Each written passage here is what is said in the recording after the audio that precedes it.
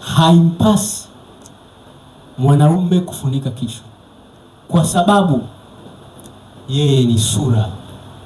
Kwenye Kiingereza imeandika vizuri sana, yani Kiswahili kinapotezaga maana. Is an image. Bwana Yesu asifiwe. Yani kimsingi ni picha, kimsingi ni taswira ya Mungu. Kwa mwanaume uliokaa mahali hapa, wewe ni taswira ya Mungu. Jambo la pili, kwa sababu wewe ni taswira ya Mungu, wewe ni utukufu wa Mungu. Hichi ndio kitu ambacho shetani alikuwa nacho mwanzoni. Na ndio maana shetani anapigana sana na wanaume wakose hichi. Mwanaume ni taswira ya Mungu na mwanaume ni utukufu wa Mungu. Bwana Yesu asifiwe. Usipolijua hili, utaharibu sana maisha yako kama mwanaume. Naomba wanawake mnisamehe kidogo. Ningekuwa nafundisha somo la ndoa ningewagusa, lakini tunapokwenda mtatusaidia sana sisi wanaume kwenye changamoto ambazo tunazopitia. Bwana Yesu asifiwe. Bwana asifiwe. Ukisoma Zaburi 82 mstari wa 6. Namba moja afungue Zaburi 82 mstari wa 6.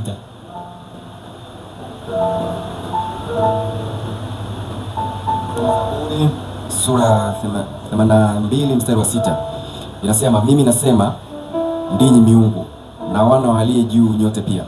Bwana Yesu asifiwe. Yaani neno hapa la kutambulisha wewe kama mwanaume, wewe ni Mungu, watoto wa Mungu aliye hai. Bwana Yesu asifiwe. Sasa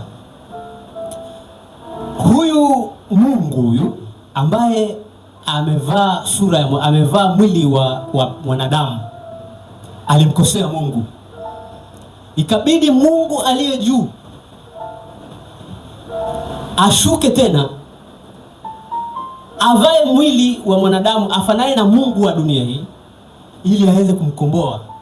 Bwana Yesu asifiwe.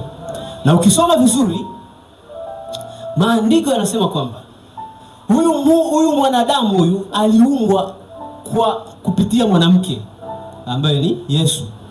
Bwana Yesu asifiwe. Kimsingi kabisa na kibiolojia, mtoto anapoumbwa anakuwa na damu ya baba yake, hawi na damu ya mama yake. Bwana Yesu asifiwe. Na mtoto wako akipata changamoto, mama yake haiwezi muongezea damu, anatafutwa baba yake ili amuongezee damu, kwa sababu damu ya mtoto ni ya baba. Bwana Yesu asifiwe. Binadamu anapoumbwa, damu inayomtengeneza yule mtoto ni damu ya baba. Kwa hiyo damu inayozunguka mwilini kwako ni damu ya baba yako na sio mama yako. Ila damu itapata virutubisho kwa kupitia njia ya placenta, kwa kudifuse. Virutubisho vinatoka kwa mama kwa kudifuse kwenda kwa mtoto, lakini hizi damu hazichangamani. Na ndio maana unaweza kuwa na ukimwi na ukazaa mtoto asiye na ukimwi. Bwana Yesu asifiwe. Kwa sababu damu hazichangamani. Kwa hiyo ina maana kama damu zingekuwa zinachangamana, wakati Yesu anaumbwa tumboni mwa Mariamu, damu yake ingekuwa ina dhambi, kwa sababu damu yake ingechangamana na damu ya nani? Ya Mariamu. Bwana Yesu asifiwe. Bwana Yesu asifiwe. Hiyo nimekupa tu kwa sababu ni nini Mungu alianza tangu mwanzoni. Lakini sasa huyu kiumbe ambaye amekuja amefanana na mwanadamu, amekuja kuturudishia ule uungu wetu. Na kwa sababu damu yake ilikuwa ni pure, haikuchangamana na damu ya yenye dhambi, damu yake ikawa salama, akatumia ile damu ile akatuokoa tena sisi wanaume, akaturudisha na kutupa uungu wetu. Bwana asifiwe. Kwa hiyo sasa tumerudi kuwa nani? Mungu.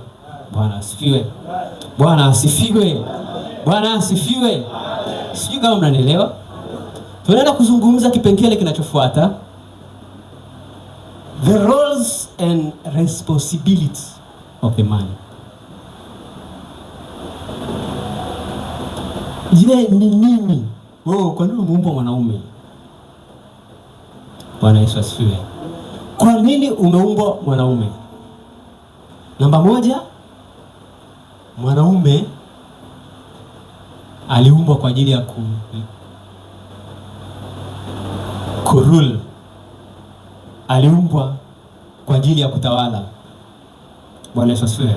Yaani wewe mwanaume unapokaa saa zote, jua kwamba wewe umeumbwa kwa ajili ya kutawala na kuongoza watu na kuweka mambo yakae sawa. Bwana Yesu asifiwe.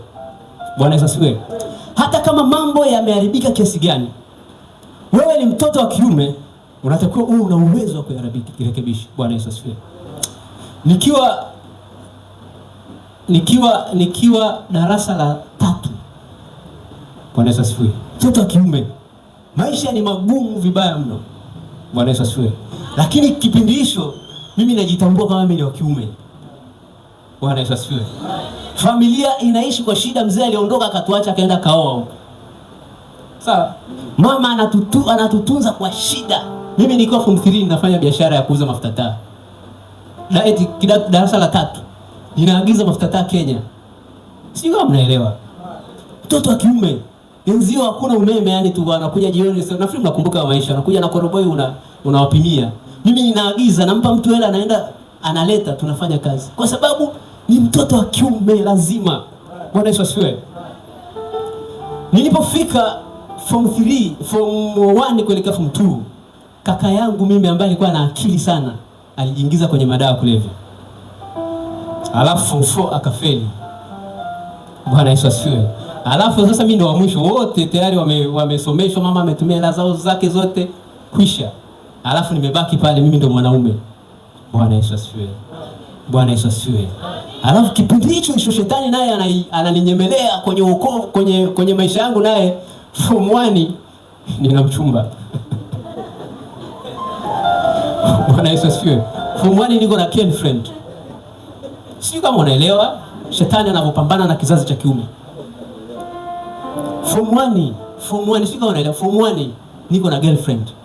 Alafu niko very intelligent, nina akili sana. Kwa hiyo tulikuwa tunapanga kwenye madarasa. Wenye akili sana, alafu wenye akili kidogo, alafu mambumbumbu wanakaa darasa la kwao. Bwana Yesu asifiwe. Kwa hiyo sasa mimi huyo girlfriend wangu nilimuonyesha mtihani wote, alafu akafaulu vibaya sana.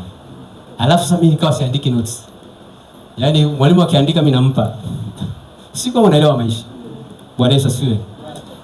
Alafu sasa brother yangu anafeli form 4.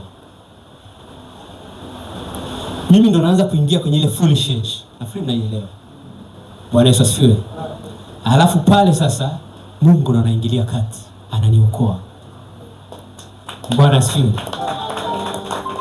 Alivyoniokoa, yani ni kama alikuwa amenikumbusha sasa mimi nimekuwa mwanaume, ninaanza kukaa chini na kutafakari. Nasema sasa jukumu la hii familia yote, yani wote, limebaki kwangu. Na macho yote yamebaki yananiangalia mimi. Sasa angalia unafanyaje. Bwana Yesu asifiwe. Bwana Yesu asifiwe. Yani ile andiko lilikuja ili somo lilikuja kwangu kama ambapo Joshua, kipindi ambacho Musa amefariki. Mungu anamfuata Musa kama mwanaume, anamfuata Joshua kama mwanaume, anamwambia Musa, mtumishi wangu amekufa. Sasa wewe kama mwanaume, wewe ndio unatakiwa wachukua watu wavushe kuwapeleka nchi ya ahadi.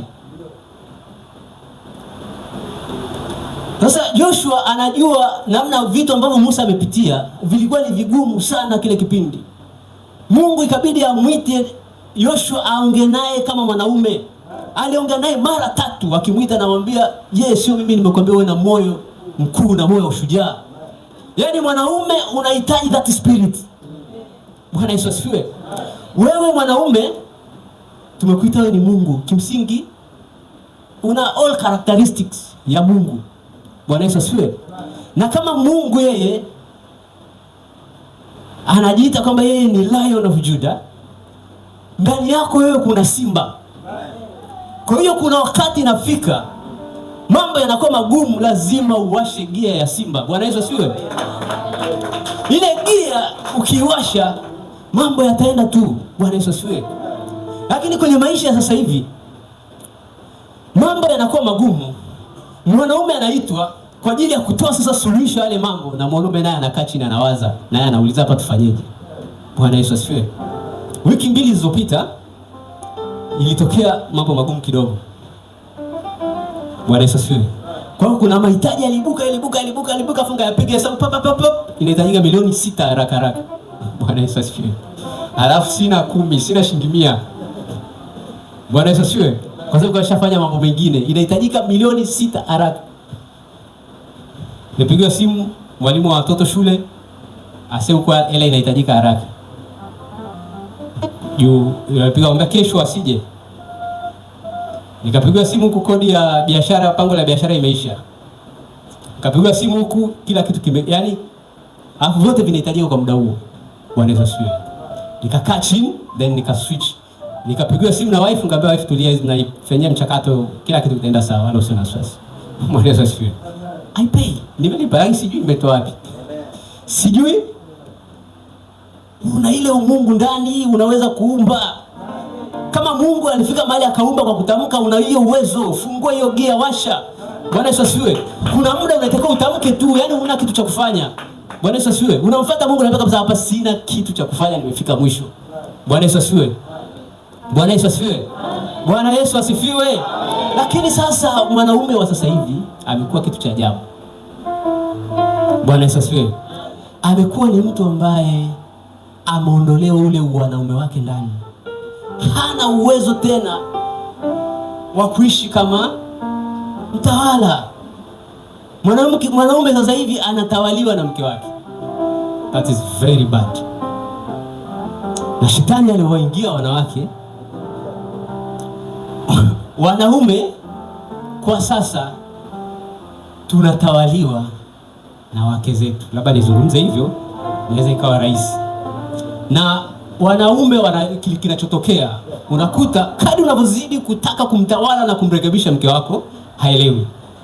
Unapambana na yeye anataka kusimama kuwa na ile spirit ya kama kiume. Alafu mwanaume alipompumbavu, basi bana mwache tu.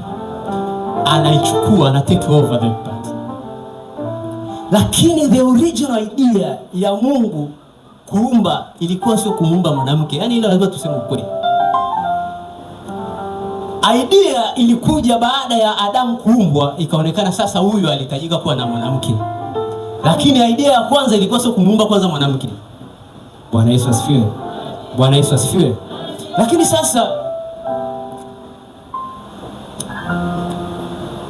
kazi ya pili, kuacha kuwa kiongozi, kazi ya pili ya mwanaume, naomba nikimbizane, nitakuja kulifundisha vizuri ile somo kwenye kipindi cha pili, ni kuleta tofauti kwenye dunia. Bwana Yesu asifiwe. Kuacha kuwa kiongozi. Jambo la pili, mwanaume unatakiwa ulete tofauti. Mwanaume wa kwanza kuleta tofauti kwenye dunia ni Yesu. Sawa? Yesu alileta tofauti kwa kutoa mwili wake. Na sisi wanaume tunatakiwa tulete tofauti kwenye dunia. Namna dunia inapokwenda, namna Tanzania yetu inapokwenda, namna na mambo yanapokwenda, sisi wanaume ndio tuna uwezo wa kuleta chachu, tukaweza kuleta mabadiliko kwenye dunia. Bwana Yesu asifiwe. Na mimi baada ya kugundua hiyo, mimi niliangalia kwenye upande wangu, mimi nikasema kwenye upande wangu mimi Mungu ameniita mimi kwa daktari. Na kitu gani ni kigumu kuliko chote kwenye udaktari? Nikaambiwa ni hiki. Nikasema ndio hiki hicho ndio nitapambana nacho. Bwana Yesu asifiwe. Then I switch on, switch. Sawa? Gear ya Simba. Bwana Yesu asifiwe. Niko pale na kila mtu ananishangaa. Kwa sababu nimetoka kwenye familia ya duni sana. Bwana Yesu asifiwe. Yaani nimetoka mazingira ambayo ni magumu vibaya mno. Bwana Yesu asifiwe. Kuna kipindi huyu mwanaume anasimama na nyie hapa. Mama yake alifukuzwa kazi. Bwana Yesu asifiwe. Nikiwa